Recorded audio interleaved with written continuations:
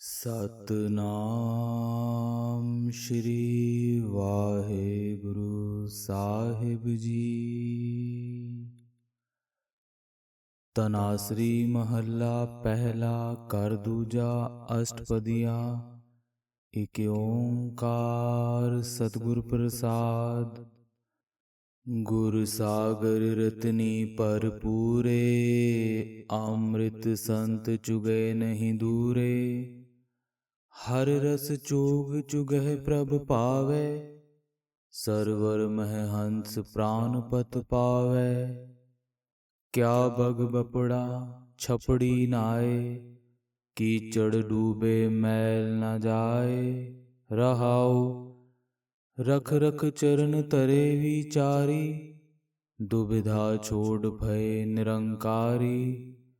मुक्त पदार्थ हर रस चाखे, आवण जान रहे गुर राखे।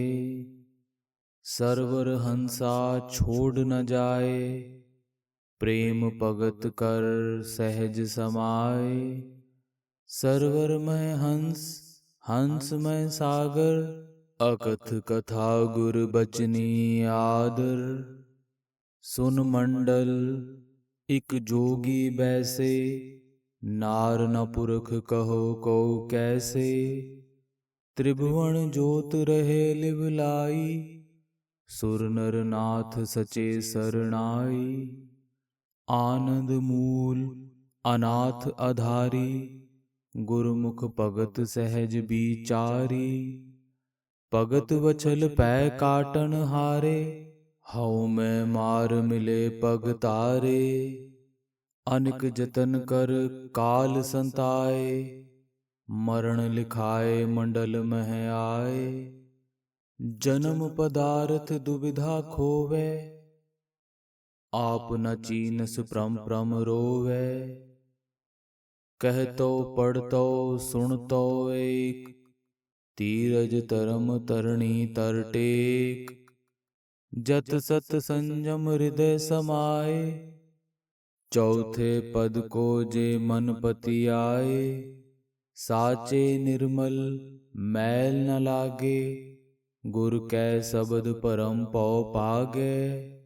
सूरत मूरत आद अनूप, नानक जाचै साच स्वरूप। गुरु मानो एक समुद्र है, जो प्रभु की महिमा से नको नक भरा हुआ है। गुरुमुख सिख उस सागर में आत्मिक जीवन देने वाली खुराक प्राप्त करते हैं। जैसे हंस मोती चुगते हैं और गुरु से दूर नहीं रहते, प्रभु की मेहर के अनुसार संत हंस हरि नाम रस की चोग चुगते हैं। गुरसिख हंस गुरु सरोवर में टिका रहता है और जिंद के मालिक प्रभु को पा लेता है। बेचारा बगुला छपड़ी में क्यों नहाता है, उसे कुछ नहीं मिलता, बल्कि छपड़ी में नहाकर कीचड़ में डूबता है। उसकी ये मैल दूर नहीं होती। जो मनुष्य गुरु समुद्र को छोड़कर अन्य किसी और आश्रयों की तलाश करता है, वह मानो छपड़ी में नहा रहा है। वहां से वह और भी ज्यादा माया मोह की मैल अपने साथ चिपका लेता है। गुरसिख बड़ा सचेत होकर, पूरा विचारवान होकर जीवन यात्रा में पैर रखता है। परमात्मा के बिना किसी और आश्रय की तलाश छोड़कर परमात्मा का ही बन जाता है। परमात्मा के नाम का रस चख कर गुरसिख वह पदार्थ हासिल कर लेता है जो माया के मोह से खलासी दिलवा देता है। जिसकी गुरु ने सहायता कर दी, उसके जन्म मरण के चक्कर समाप्त हो गए। जैसे हंस मानसरोवर को छोड़कर नहीं जाता, वैसे ही सिख गुरु का दर छोड़कर कहीं और नहीं जाता। प्रेमा भक्ति की इनायत से अडोल आत्मिक अवस्था में लीन हो जाता है। जो गुरसिख हंस गुरु सरोवर में टिकता है, उसके अंदर गुरु सरोवर अपना आप प्रकट कर देता है। उस सिख के अंदर गुरु बस जाता है। यह कथा अकथ है। भाव इस आत्मिक अवस्था का बयान नहीं किया जा सकता। सिर्फ यह कह सकते हैं कि गुरु के वचन पर चलकर वह लोक परलोक में आदर प्राप्त करता है। यदि कोई विरला प्रभु चरणों में जुड़ा हुआ शख्स शून्य अवस्था में टिकता है, उसके अंदर स्त्री मर्द वाला भेद नहीं रह जाता। भाव उसे काम चेष्टा अपना प्रभाव नहीं डाल सकती। बताओ कोई यह संकल्प कर भी कैसे सकता है, क्योंकि वह तो सदा उस परमात्मा में तवज्जो जोड़ के रखता है जिसकी ज्योति तीनों भवनों में व्यापक है, और देवते मनुष्य नाथ आदि सभी जिस सदा स्थिर की शरण लिए रहते हैं। गुरुमुख हंस गुरु सागर में टिककर उस प्राणपति प्रभु को मिलता है जो आत्मिक आनंद का स्रोत है, जो नियासरों का आसरा है।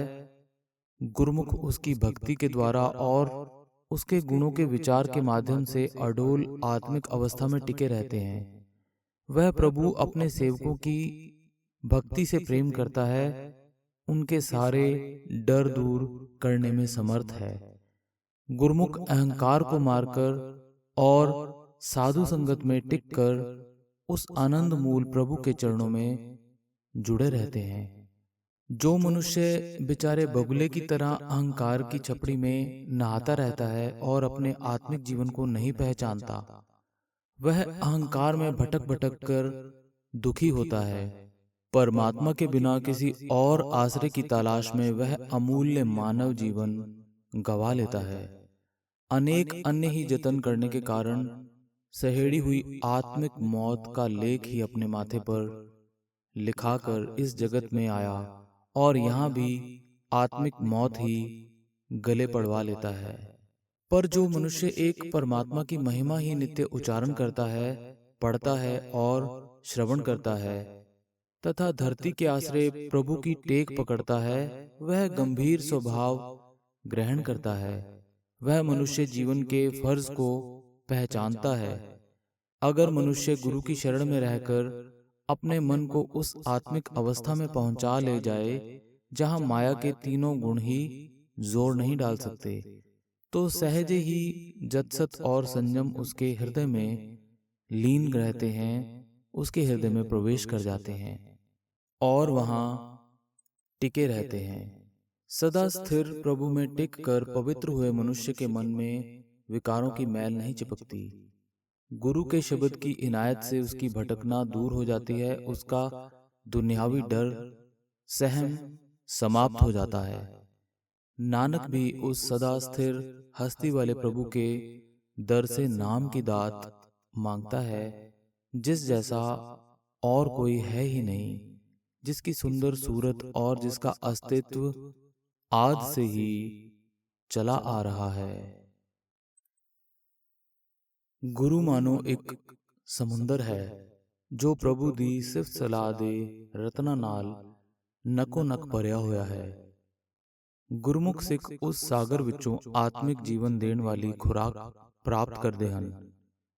जिवें हंस मोती चुगदे हन, प्रभु दी मेहर अनुसार संत हंस हरि नाम रस दी चोग चुगदे हन। गुरसिख हंस गुरु ਸਰੋਵਰ ਵਿੱਚ ਟਿਕਿਆ ਰਹਿੰਦਾ ਹੈ ਅਤੇ ਗੁਰੂ ਤੋਂ ਦੂਰ ਨਹੀਂ ਰਹਿੰਦੇ ਤੇ ਜਿੰਦ ਦੇ ਮਾਲਿਕ ਪ੍ਰਭੂ ਨੂੰ ਲੱਭ ਲੈਂਦਾ ਹੈ। ਵਿਚਾਰਾ ਬਗਲਾ ਛਪੜੀ ਵਿੱਚ ਕਾਦੇ ਲਈ ਨਾ ਹੁੰਦਾ ਹੈ, ਕੁਝ ਨਹੀਂ ਖਟਦਾ, ਸਗੋਂ ਛਪੜੀ ਵਿੱਚ ਨਹਾ ਕੇ ਕਿਚੜ ਵਿੱਚ ਡੁੱਬਦਾ ਹੈ। ਉਸ ਦੀ ਇਹ ਮੈਲ ਦੂਰ ਨਹੀਂ ਹੁੰਦੀ। ਜਿਹੜਾ ਮਨੁੱਖ ਗੁਰੂ ਸਾਗਰ ਨੂੰ ਛੱਡ ਕੇ ਕਿਸੇ ਹੋਰ ਆਸਰੇ ਨੂੰ ਭਾਲਦਾ ਹੈ, ਉਹ ਮਾਨੋ ਛਪੜੀ ਵਿੱਚ ਹੀ ਨਹਾ ਰਿਹਾ ਹੈ। ਉੱਥੋਂ ਉਹ ਹੋਰ ਮਾਇਆ ਔਰ ਮੋਹ ਦੀ ਮੈਲ ਸਹੇੜ ਲੈਂਦਾ ਹੈ। ਗੁਰਸਿੱਖ ਬੜਾ ਸੁਚੇਤ ਹੋ ਕੇ ਪੂਰੀ ਵਿਚਾਰ ਨਾਲ ਜੀਵਨ ਸਫਰ ਵਿੱਚ ਪੈਰ ਰੱਖਦਾ ਹੈ। ਪਰਮਾਤਮਾ ਤੋਂ ਬਿਨਾਂ ਕਿਸੇ ਹੋਰ ਆਸਰੇ ਦੀ ਭਾਲ ਛੱਡ ਕੇ ਪਰਮਾਤਮਾ ਦਾ ਹੀ ਬਣ ਜਾਂਦਾ ਹੈ। ਪਰਮਾਤਮਾ ਦੇ ਨਾਮ ਦਾ ਰਸ ਚੱਖ ਕੇ ਗੁਰਸਿੱਖ ਉਹ ਪਦਾਰਥ ਹਾਸਲ ਕਰ ਲੈਂਦਾ ਹੈ ਜੋ ਮਾਇਆ ਦੇ ਮੋਹ ਤੋਂ ਖਲਾਸੀ ਕਰਵਾ ਦਿੰਦਾ ਹੈ। ਜਿਸ ਦੀ ਗੁਰੂ ਨੇ ਸਹਾਇਤਾ ਕਰ ਦਿੱਤੀ ਹੈ, ਉਸ ਦੇ ਜਨਮ ਮਰਨ ਦੇ ਗੇੜ ਮੁੱਕ ਗਏ ਹਨ। ਜਿਵੇਂ ਹੰਸ ਮਾਨਸਰੋਵਰ ਨੂੰ ਛੱਡ ਕੇ ਨਹੀਂ ਜਾਂਦਾ, ਤਿਵੇਂ ਜਿਹੜਾ ਸਿੱਖ ਗੁਰੂ ਦਾ ਦਰ ਛੱਡ ਕੇ ਨਹੀਂ ਜਾਂਦਾ, ਉਹ ਪ੍ਰੇਮਾ ਭਗਤੀ ਦੀ ਬਰਕਤ ਨਾਲ ਅਡੋਲ ਆਤਮਿਕ ਅਵਸਥਾ ਵਿੱਚ ਲੀਨ ਹੋ ਜਾਂਦਾ ਹੈ। ਜਿਹੜਾ ਗੁਰਸਿੱਖ ਹੰਸ ਗੁਰੂ ਸਰੋਵਰ ਵਿੱਚ ਟਿਕਦਾ ਹੈ, ਉਸ ਦੇ ਅੰਦਰ ਗੁਰੂ ਸਰੋਵਰ ਆਪਣਾ ਆਪ ਪ੍ਰਗਟ ਕਰਦਾ ਹੈ। ਉਸ ਸਿੱਖ ਦੇ ਅੰਦਰ ਗੁਰੂ ਵਸ ਪੈਂਦਾ ਹੈ। ਇਹ ਕਥਾ ਅਕਥ ਹੈ, ਭਾਵ ਇਸ ਆਤਮਿਕ ਅਵਸਥਾ ਦਾ ਬਿਆਨ ਨਹੀਂ ਕੀਤਾ ਜਾ ਸਕਦਾ। ਸਿਰਫ ਇਹੀ ਕਹਿ ਸਕਦੇ ਹਾਂ ਕਿ ਗੁਰੂ ਦੇ ਬਚਨਾਂ ਉੱਤੇ ਤੁਰ ਕੇ ਉਹ ਲੋਕ ਪਰਲੋਕ ਵਿੱਚ ਆਦਰ ਪਾਉਂਦਾ ਹੈ, ਸਤਿਕਾਰ ਪਾਉਂਦਾ ਹੈ। ਜਿਹੜਾ ਕੋਈ ਵਿਰਲਾ ਪ੍ਰਭੂ ਚਰਨਾਂ ਵਿੱਚ ਜੁੜਿਆ ਬੰਦਾ ਅਫੁਰ ਅਵਸਥਾ ਵਿੱਚ ਟਿਕਦਾ ਹੈ, ਉਸ ਦੇ ਅੰਦਰ ਇਸਤਰੀ ਮਰਦ ਵਾਲੀ, ਮਨ ਭਰਮਾਉਣ ਵਾਲੀ ਐਸੀ ਅਵਸਥਾ ਨਹੀਂ ਰਹਿੰਦੀ। ਭਾਵ ਉਸ ਦੇ ਅੰਦਰ ਕਾਮ ਚੇਸ਼ਟਾ ਜ਼ੋਰ ਨਹੀਂ ਪਾ ਸਕਦੀ। ਕੋਈ ਇਹ ਸੰਕਲਪ ਕਰ ਵੀ ਕਿਵੇਂ ਸਕਦਾ ਹੈ, ਕਿਉਂਕਿ ਉਹ ਤਾਂ ਸਦਾ ਉਸ ਪਰਮਾਤਮਾ ਵਿੱਚ ਸੁਰਤੀ ਜੋੜ ਕੇ ਰੱਖਦਾ ਹੈ, ਉਸ ਦੇ ਅੰਦਰ ਹੀ ਟਿਕਿਆ ਰਹਿੰਦਾ ਹੈ। ਉਸ ਪਰਮਾਤਮਾ ਵਿੱਚ ਸੁਰਤੀ ਜੋੜੀ ਰੱਖਦਾ ਹੈ, ਜਿਸ ਦੀ ਜੋਤ ਤਿੰਨਾਂ ਭਵਨਾਂ ਵਿੱਚ ਵਿਆਪਕ ਹੈ, ਅਤੇ ਦੇਵਤੇ, ਮਨੁੱਖ, ਨਾਥ ਆਦਿਕ ਸਭ ਜਿਸ ਸਦਾ ਥਿਰ ਰਹਿਣ ਵਾਲੇ ਉਸ ਪਰਮਾਤਮਾ ਦੀ ਸ਼ਰਨ ਲਈ ਰੱਖਦੇ ਹਨ। ਗੁਰਮੁਖ ਹੰਸ ਗੁਰੂ ਸਾਗਰ ਵਿੱਚ ਟਿਕ ਕੇ ਉਸ ਪ੍ਰਾਣਪਤ ਪ੍ਰਭੂ ਨੂੰ ਮਿਲਦਾ ਹੈ, ਜੋ ਆਤਮਿਕ ਆਨੰਦ ਦਾ ਸੌਮਾ ਹੈ, ਜੋ ਨਿਆਸਰਿਆਂ ਦਾ ਆਸਰਾ ਹੈ। ਗੁਰਮੁਖ ਉਸ ਦੀ ਭਗਤੀ ਦੀ ਰਾਹੀਂ ਅਤੇ ਉਸ ਦੇ ਗੁਣਾਂ ਦੇ ਰਾਹੀਂ, ਉਸ ਦੇ ਗੁਣਾਂ ਦੇ ਵਿਚਾਰਾਂ ਦੀ ਰਾਹੀਂ ਅਡੋਲ ਆਤਮਿਕ ਅਵਸਥਾ ਵਿੱਚ ਟਿਕੇ ਰਹਿੰਦੇ ਹਨ। ਉਹ ਪ੍ਰਭੂ ਆਪਣੇ ਸੇਵਕਾਂ ਦੀ ਭਗਤੀ ਨਾਲ ਪ੍ਰੇਮ ਕਰਦਾ ਹੈ, ਉਹਨਾਂ ਦੇ ਸਾਰੇ ਡਰ ਦੂਰ ਕਰਨ ਦੇ ਸਮਰੱਥ ਹੈ। ਗੁਰਮੁਖ ਹਉਮੈ ਮਾਰ ਕੇ ਅਤੇ ਸਾਧ ਸੰਗਤ ਵਿੱਚ ਟਿਕ ਕੇ ਉਸ ਆਨੰਦ ਮੂਲ ਪ੍ਰਭੂ ਦੇ ਚਰਨਾਂ ਵਿੱਚ ਜੁੜਦੇ ਹਨ। ਜਿਹੜਾ ਮਨੁੱਖ ਵਿਚਾਰੇ ਬਗਲੇ ਵਾਂਗ ਹਉਮੈ ਦੀ ਛਪੜੀ ਵਿੱਚ ਹੀ ਨਹਾਉਂਦਾ ਰਹਿੰਦਾ ਹੈ ਤੇ ਆਪਣੇ ਆਤਮਿਕ ਜੀਵਨ ਨੂੰ ਨਹੀਂ ਪਛਾਣਦਾ, ਉਹ ਹਉਮੈ ਵਿੱਚ ਭਟਕ ਕੇ ਦੁਖੀ ਹੁੰਦਾ ਹੈ। ਪਰਮਾਤਮਾ ਤੋਂ ਬਿਨਾਂ ਕਿਸੇ ਹੋਰ ਆਸਰੇ ਦੀ ਭਾਲ ਕਰਕੇ ਸਹੇੜੀ ਹੋਈ ਆਤਮਿਕ ਮੌਤ ਉਸ ਨੂੰ ਸਦਾ ਦੁਖੀ ਕਰਦੀ ਰਹਿੰਦੀ ਹੈ।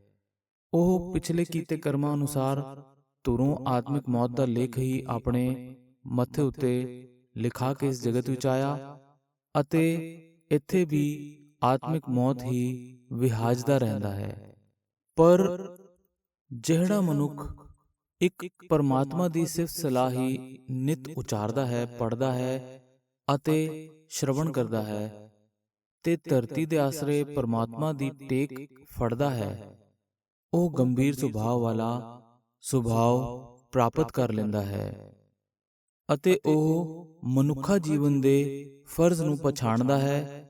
ਜੋ ਮਨੁੱਖ ਗੁਰੂ ਦੀ ਸ਼ਰਨ ਵਿੱਚ ਰਹਿ ਕੇ ਆਪਣੇ ਮਨ ਨੂੰ ਉਸ ਆਤਮਿਕ ਅਵਸਥਾ ਵਿੱਚ ਗਿਜਾ ਲਏ, ਜਿੱਥੇ ਮਾਇਆ ਦੇ ਤਿੰਨੇ ਹੀ ਗੁਣ ਜ਼ੋਰ ਨਹੀਂ ਪਾ ਸਕਦੇ, ਤਾਂ ਸੁਤੇ ਹੀ ਜਤਸਤ ਅਤੇ ਸੰਜਮ ਉਸ ਦੇ ਹਿਰਦੇ ਵਿੱਚ ਲੀਨ ਰਹਿੰਦੇ ਹਨ। ਸਦਾ ਥਿਰ ਪ੍ਰਭੂ ਵਿੱਚ ਟਿਕ ਕੇ ਪਵਿੱਤਰ ਹੋਏ ਮਨੁੱਖ ਦੇ ਮਨ ਨੂੰ ਵਿਕਾਰਾਂ ਦੀ ਮੈਲ ਨਹੀਂ ਚੰਬੜਦੀ। ਗੁਰੂ ਦੇ ਸ਼ਬਦ ਦੀ ਬਰਕਤ ਨਾਲ ਉਸ ਦੀ ਭਟਕਣਾ ਦੂਰ ਹੋ ਜਾਂਦੀ ਹੈ, ਉਸ ਦਾ ਦੁਨੀਆ ਵਾਲਾ ਡਰ ਸਹਿਮ ਮੁੱਕ ਜਾਂਦਾ ਹੈ। ਨਾਨਕ ਵੀ ਉਸ ਸਦਾ ਥਿਰ ਹਸਤੀ ਵਾਲੇ ਪ੍ਰਭੂ ਦੇ ਦਰ ਤੋਂ ਨਾਮ ਦੀ ਦਾਤ ਮੰਗਦਾ ਹੈ, ਜਿਸ ਵਰਗਾ ਹੋਰ ਕੋਈ ਨਹੀਂ ਹੈ, ਜਿਸ ਦੀ ਸੋਹਣੀ ਮੂਰਤ, ਜਿਸ ਦੀ ਸੋਹਣੀ ਸੂਰਤ ਤੇ ਜਿਸ ਦਾ ਵਜੂਦ ਆਦਿ ਤੋਂ ਹੀ ਚਲਿਆ ਆ ਰਿਹਾ ਹੈ। The Guru is the ocean, filled with pearls. The saints gather in the ambrosial nectar. They do not go far away from there. They taste the subtle essence of the Lord. They are loved by God. Within this pool, the swans find their Lord, the Lord of their souls. What can the poor crane accomplish by bathing in the mud puddle? it sinks into the mire, and its filth is not washed away. Pause. After careful deliberation, the thoughtful person takes a step. Forsaking duality, he becomes a devotee of the formless Lord. He obtains the treasure of liberation, and enjoys the sublime essence of the Lord. His comings and goings end, and the Guru protects him. The swan do not leave this pool. In loving devotional worship, they merge in the celestial Lord. The swans are in the pool, and the pool is in the swans. They speak the unspoken speech, and they honor and revere the Guru's word. The yogi, the primal Lord, sits within the celestial sphere of deepest samadhi. He is not male, and he is not female. How can anyone describe him? The three worlds continue to center their attention on his light. The silent sages and the yogic masters seek the sanctuary of the true Lord. The Lord is the source of bliss, the support of the helpless. The Gurmukhs worship and contemplate the celestial Lord. God is the lover of his devotees, the destroyer of fear. Subduing ego, one meets the Lord, and places his feet on the path. He makes many efforts, but still, the messenger of death tortures him. Destined only to die, he comes into the world. He wastes this precious human life through duality. He does not know his own self, and trapped by doubts, he cries out in pain. Speak, read, and hear of the one Lord. The support of the earth shall bless you with courage, righteousness, and protection. Chastity, purity and self-restraint are infused into the heart, when one centers his mind in the fourth state. They are immaculate and true, and filth does not stick to them. Through the word of the Guru's Shabad, their doubt and fear depart. The form and personality of the primal Lord are incomparably beautiful. Nanak begs for the Lord, the embodiment of truth.